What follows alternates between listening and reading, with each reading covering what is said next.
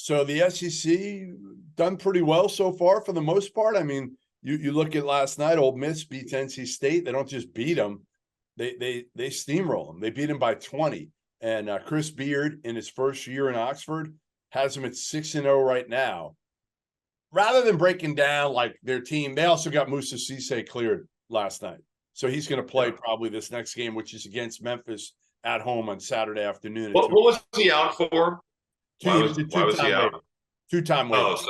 See, but this is just the thing. Like, why do we have some two-time transfers in there? Like, just make it uniform. I know. What is the NCAA doing? Brandon, there's so many two-time transfers that you just see can't play. Well, if we want to play, just make the rule you can transfer twice. And if we don't, then say you never can. You get one transfer.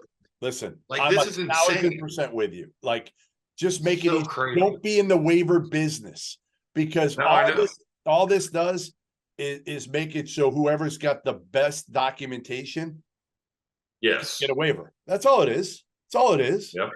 Yeah. No, you might be in the worst spot in terms of mental health, but if you don't have good documentation to show it, it doesn't matter. And they won't believe you. Yeah, no, I know. They're waiting on Brandon Murray too, the kid from Georgetown. So they're waiting on him. I don't know if he's going to get it too, but man, if he gets it, like, Ole Miss could really be in business here. Their schedule has not been good though. No. And this is a nice win over NC State, but let's be honest, that's their best win. They're 72 on KenPom. Temple's 163. Everybody else, Eastern Washington's in the 190s, and everybody else in the 300s. Memphis is a good test for them. NC State's a good win. I don't doubt that Chris Beard can win here because they've got good facilities at Ole Miss, and he wins everywhere.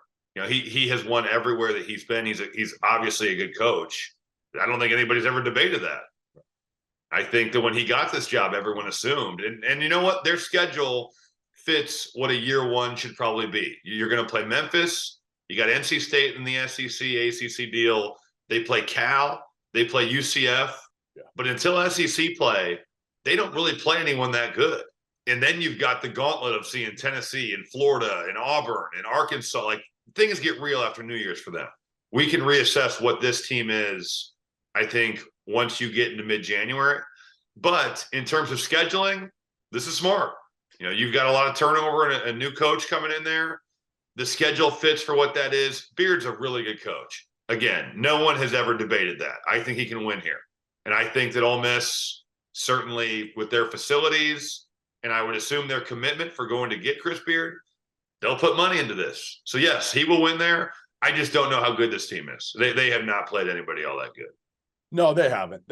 I mean, Breakfield's played well, and again, Jamarian Sharp now will have less pressure on him now that Musa. That dude is a shot blocking machine. Right. So they have two guys now. They have two really good athletic bigs.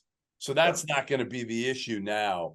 The big thing, for me, like you said, is can you beat Memphis? Because if you don't beat Memphis, you're not going to have a whole lot of resume wins. They don't have the resume is zero. Right. NC State in the 70s of KenPom. It's a game that, hey, great, you won. Yeah. Impressive, you won by 20. Right. But they don't have a good resume right now. No. They got to beat Memphis at home, and then they got to be, what would you say, 500? Top six or some 7 in the SEC to get in the tournament. Yeah. I think so, because of the strength of the league, probably. Which they could. I mean, listen, Mississippi. You know what KenPom has them predicted in their league right now? Go ahead. 6-12. That would not be enough. No, that would not, of course not. Not do it. But I will say this, Rob. We're watching Arkansas struggle right now, and they play Duke tonight, and it probably will be without Tremont Mark. Mississippi State loses at Georgia Tech last night. And we had all been, saying how great Mississippi State. They're without their best player, obviously, Tolu Smith, until probably January. So we don't know what they're going to look like, what they're going to have. Florida, how good is Florida at this point? Georgia, Vandy. Like, there are a lot of teams in the bottom half of that league right now that Ole Miss could certainly finish ahead of and get that's valid. That's valid. I will say I hope that Tolu Smith is back soon, but I know this is hurting T.O. I know Terrence is. Yeah. Tolu's his guy. Yep. Yep. Tolu It's going to be tough. So I'm thinking about Tolu, but I'm thinking about Terrence as well. I'm sure Terrence appreciates that. All right, here's my question for you. Ready for this? This is actually a great question. If you could have one coach out of the SEC right now, who would you take? Who is the one coach you would take right now out of the SEC, and why? Boy, I mean, if I say Rick Barnes, people are going to throw his tourney record in my face. Yes, they will. If I take Cal, last year's Kentucky team, uninspiring. I think he's done a really nice job with this year's team. Alabama lost last night. Oates plays fast, shoots a lot of threes, analytics all day. Pearl is a proven commodity. Been to a Final Four. Musselman. You forgot Musselman. Muss has been to multiple Elite Eights.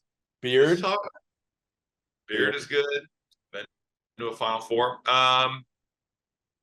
Right? This is not easy. No, it's not. It's not. You got to take one. Are we taking into account off the court some is is that thought of here? No, you can have whoever you want. Saying coach the team. I'm saying coach the team. I'm giving you a program right now, Robbie Hummel. No, I know, but are you? Am I bringing baggage with of? You can do whatever you want. That's not the freaking question. The question is, am I thinking just on the floor, or am I taking the whole picture? You're taking the whole picture. If I'm talking about just coaching, I'd go Beard. I think Beard is an animal as a coach. Yeah. The way he gets those guys to guard and prepare, and I would go Beard. But there's other things you have to take into account if you're going to hire Chris Beard, at least as even with the way that all played out.